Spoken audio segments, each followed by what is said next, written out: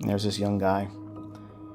He's thinking to himself, I'm doing these menial jobs. I can't really do well.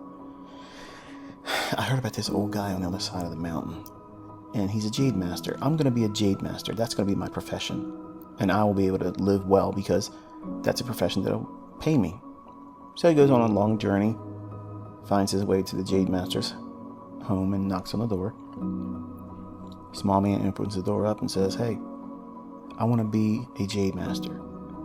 And the old man smiles and says, "Please come in." So they sit down, they start talking to one another. And the young man says, "I want to be a jade master." So the old man gets up, walks across the room, opens up a little box on a shelf, reaches in, takes something out, and tells the young man to hold his hand open. He says, "Which hand?" He goes, "Are you right-handed or left-handed?" The young man says, "I'm right-handed." He says, "Open up your right hand." The young man opens up his right hand outstretched, and the old man presses a green stone into his palm and tells him to close his hand around the stone and hold it. Don't put it down. And he sits down and starts talking to him about things that have nothing to do with jade. Talks to him about things that he did when he was younger, stories that led to wisdom. Talks about things that the old man had to do around his own house and suggested that he would have to do some of those things if he wanted to be trained. So he told him, "Look, here's the broom. I want you to start sweeping up." The young man looked at him strangely, but took the broom from him nonetheless and started sweeping. And about 20-30 minutes goes by, and he says, "Listen, I came here to learn how to be a jade master. I didn't come here to sweep your house. I'm not your servant." And the old man says, "Please, give me the broom. Give me the stone. It's time for you to go home. Come back next week." So the young man, a little disoriented and confused, shrugs his shoulders and walks out the door. A week goes by, comes back, knocks on the door again. The old man greets him and says, "Come on in." He goes to the same box, picks up that same green stone, tells him to open up his hand, presses the green stone in his palm, and starts telling him about tree frogs. And right away the young man says, "Listen, maybe we're not understanding each other. I didn't come here to learn about frogs. I didn't come here to sweep your house or listen to your stories that have nothing to do with becoming a jade master." The old man stands up and says, "It's time for you to go. Please, may I have the stone back? Come back next week." The young man looked at him strangely. "Are you serious?" He goes, "Yes, please. It's time for you to go home. Come back next week." So the young man leaves. The following week comes back. Old man invites him in, goes to the same box, takes the green stone out of the box, presses it into his palm, then begins to tell him all the stories about what he had to endure as a young child. And again, almost an hour goes by, and the young man just can't stand it anymore. He says, "Listen, I need this to work for me. I'm putting everything I have into this. Can you please just teach me about jade? Stop telling me these boring stories. Stop talking to me about things that have nothing to do with becoming a jade master. I want to know how to do this. And I feel like you're abusing my interest. I want to learn how to master jade. I didn't come here to do these things that you're asking me to do. Why are you wasting my time?" The young man goes over to the same box, reaches in, takes out something, and the old man tosses him a stone, and the young man catches it in midair. He says, "Here, hold this piece of jade." The young man feels it in his hand, says, "This isn't jade." And the old man smiles. That story, and many like it, there's different versions of it. When I first read that, it didn't resonate with me. Why? Because I was a 20-year-old. My first introduction to it was in the Market Wizards book by Jack Swagger. And it's an abbreviated version of it in there. But when I read it, I'm thinking to myself, why'd they even put this in this book? It made no sense to me because as a young man, I thought like a young man. I wanted this book to talk about the secrets of trading, the very things that was most guarded by the most coveted of all traders. And to be honest with you, there's nearly nothing in those books that he wrote that were transcending. Nothing special in terms of technicals, no entry patterns, no little funny approach to doing anything in the marketplace. It was them sitting down, sharing their experiences, much like the Jade Master was with the young man that was seeking to be a Jade Master himself. Now, over time, I read that book multiple times. After losing and blowing accounts as a young man,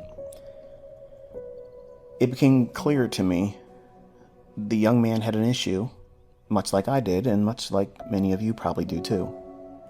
And some of you probably already turned this off. But you'll come back to this one. Those of you that have turned it off, and you'll listen to this and it'll make sense to you as well later on. When someone has a skill, you can't come to them with your preconceived notions about how you should be taught. To assume for a moment that you know how you are to be trained and taught implies that you are the educator, you're the master, you're the sensei, you're the guru. So therefore, why are you even looking for someone to teach you? Because you obviously know more than the student would know that seeks the educator. I've had a lot of individuals like this, both female and male, come to me with their ideas about how they should be trained, how they should be taught, when they have neither the patience or the understanding that what I'm teaching takes time. Case in point, my students know and have witnessed, and now you as public witnesses have watched me call the low of the week in the E-mini S&P. Before the FOMC announcement was given out this week on Wednesday, I stated that if I were making the market after FOMC hits the marketplace, that means after all the initial excitement, I would reprice the E-mini S&P market down to 42.50 and as low as 42.20. Nothing more. That's what I tweeted in the lunch hour on Wednesday, August 17th, 2022. That tweet is still on Twitter. There was no alternative view. There was no plan A, plan B. The bias was bearish. I mentioned that there was a swing high that formed on the daily chart. You'll find that on your daily chart on the August 15th, 16th, and 17th. That one single candle that has a lower high to the left of it and a lower high to the right of it. Once that occurred, after it traded up into its buy-sell liquidity pool that I've outlined and we were watching for weeks now, it finally traded up above that 43.08. So 43.08 was purged. That liquidity was tapped into, engaged, and a swing high formed. And FOMC came and went on the 17th of August.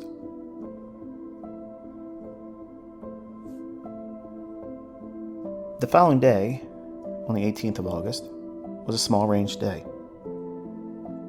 That set up a large range day. Large range days come after small range days. How do you know when a large range day is coming specifically? Well, you have to understand the market dynamics that you're presently under. The market has been bullish. It's gone up a lot. We called it higher. You watched it and went to a level that I called with the logic and explained it to you in great detail. Once it went to that 43.08, now we wait. Does it create a swing high? It created it. I talked about it on Twitter.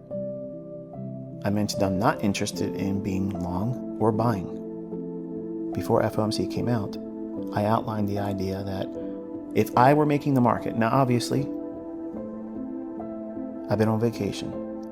I'm not in some office somewhere. I'm not pushing buttons. I'm not making the market for the S&P, but I stated that if I were in the place of market making for E-mini S&P, I would reprice down to 42.20.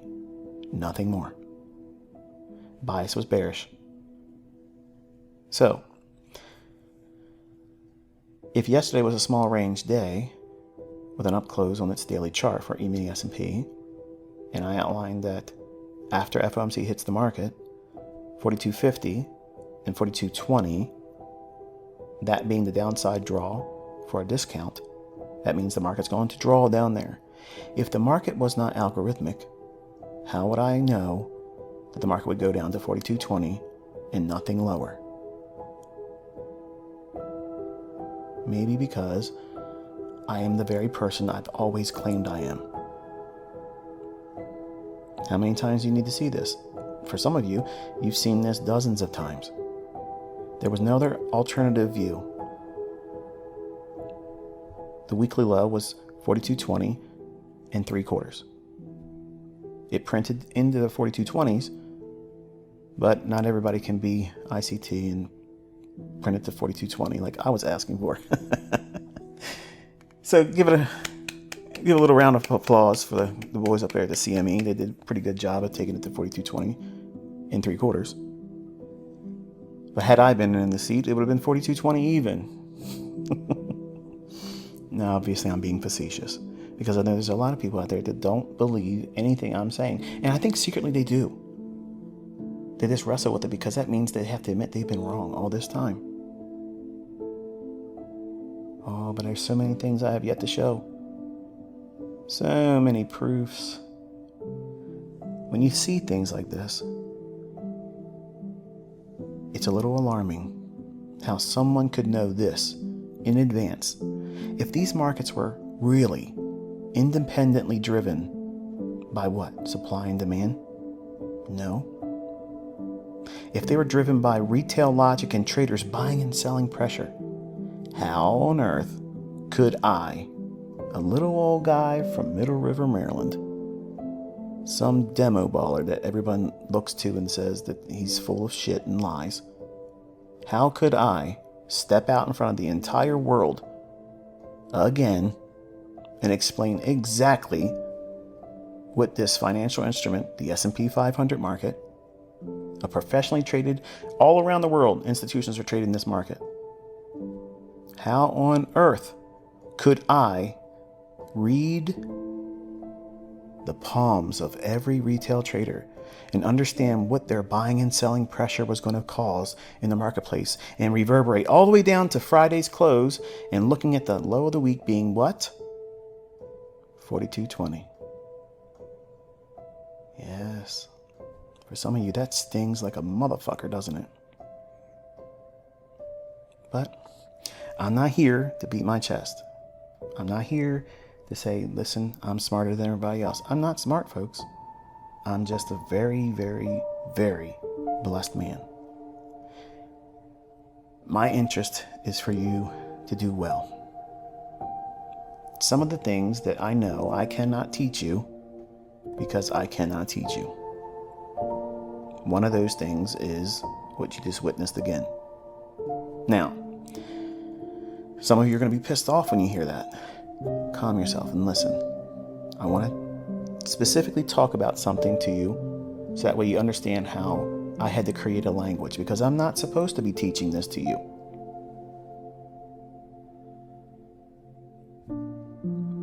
But if I create a language, if I create a way of talking and speaking to someone, and you understand that that logic, that language, that way of interpretation is not rebranding of any kind of retail logic. Because there's people out there that will say, supply and demand, Wyckoff, Elliott Wave, Gann. Those things are how the markets work. And I've already shown you that that is a facade. That is a lie. You know, I have people out there say, well, you know, it's all about volume profile and it's about trends. Folks, listen. A trend is highly, highly subjective.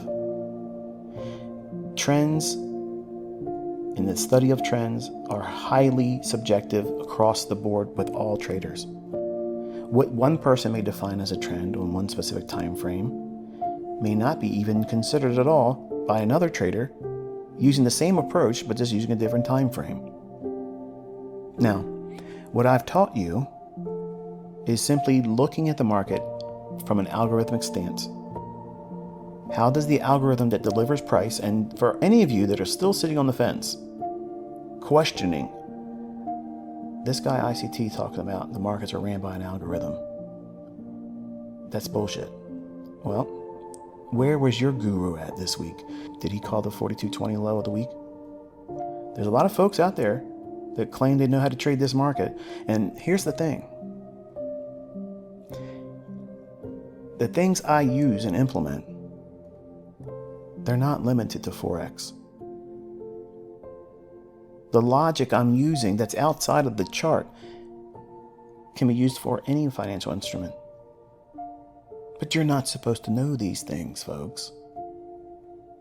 So either you can sit back and take your pop shots from the sidelines and heckle, thinking that you're going to convince me to spill the beans on the things I'm not willing to talk about. I'm not. I can't. But every now and then, I have to show you who I am, where I came from, and what I know. Now, again, I mentioned that some of you are going to get pissed off about that. Why even bring it up? Because there's a lot of people out there claiming that smart money concepts, which is my whole life's work. That's where that term came from, me referring to it as such. Old videos on YouTube. That's not Wyckoff.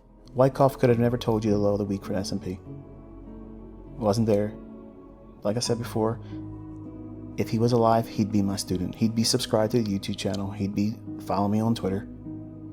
And that sounds arrogant, but it's not. When you really strip it away, peel back all the layers of the onion, because I'm not sweet to everybody. I'm offensive to some of you. And it sounds like arrogance, but really it's just authority. Some of you have an authority complex. You don't like being spoken to when someone has authority. And I'm speaking from a position of authority. I have something that you can't ever obtain. But the teacher in me is always looking for a way to bridge that gap, both ethically and legally. Because these markets, you don't have a snowball's chance in hell unless you have logic that is rooted in sound, realistic understanding. And if you think for a minute that you're going to draw a trend line, or you're going to have some kind of an indicator on your chart, and that is how these markets are going to bend to your will and the riches that's pour into your account, you are fucking nuts. And that's why retail traders beat their brains in all the time. Because they want these things, because they've been told by the books and the teachers and the liars in this industry. Oh, you just got to stick it out. You'll get it. You'll get it.